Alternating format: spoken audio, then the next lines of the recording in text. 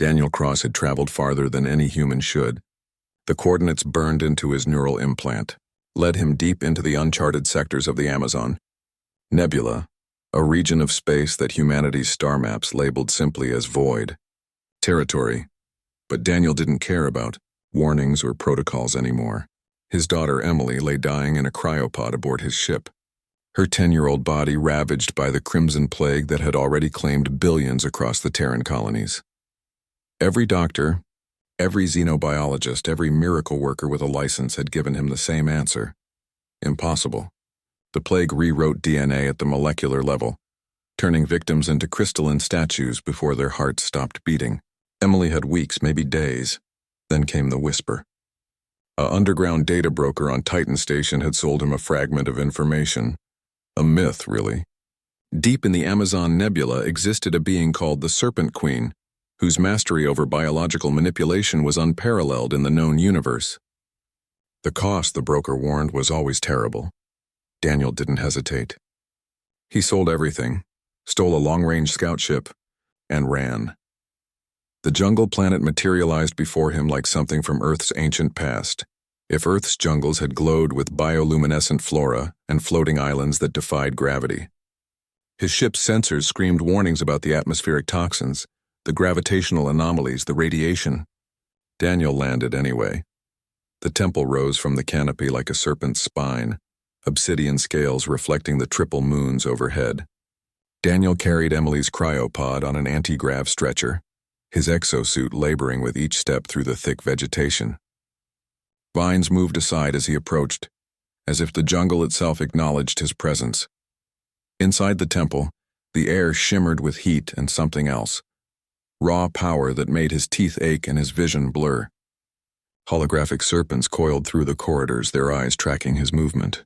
At the heart of the temple, in a chamber vast enough to house a starship, he found her. Queen Serafina Naga was not what he expected. She was beautiful in the way a supernova was beautiful, terrifying and mesmerizing. Her lower body was that of a massive serpent, scales shifting through colors that human eyes weren't meant to perceive.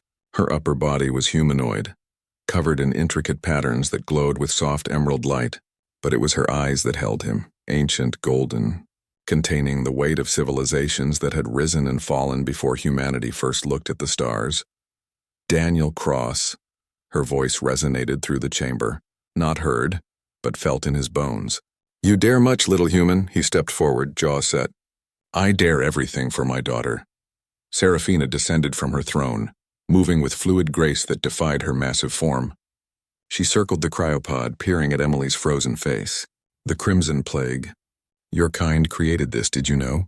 A weapon that escaped containment during your third colonial war. Daniel's fists clenched. He knew. Everyone knew, though the Earth government denied it. I can cure her, Serafina continued, one clawed finger tapping the transparent surface of the pod. My people mastered the biological sciences when your ancestors were still deciding whether to climb down from trees. The crimson plague is crude and elegant. Reversing it would be trivial. Hope surged in Daniel's chest, but he forced it down. What's the price? Serafina smiled, revealing fangs that could pierce steel. Ah, the human cuts to the heart of things. I admire that about your species. No time wasted on ceremony or false pretense. She slithered closer, towering over him. The price is this: you will give me 1 year of your life. Not your time, but your life. I will take your experiences, your memories, your essence, and add them to my collection. You will remember nothing of that year. You will wake believing only a moment has passed. Daniel frowned. That's it? A year of memories? That is everything, Daniel Cross. Humans are unique in the galaxy. You burn so brightly, live so desperately, feel so intensely. Your species has only existed for a cosmic eye blink, yet you've already become legend. Your wars, your art, your stubborn refusal to accept the impossible, it fascinates me. Her eyes gleamed. A year of human experience, raw and unfiltered, is worth more than all the treasures in this sector. He looked at Emily, at her small face peaceful in cryo-sleep, at the crystalline formations beginning to web across her skin. A year of memories.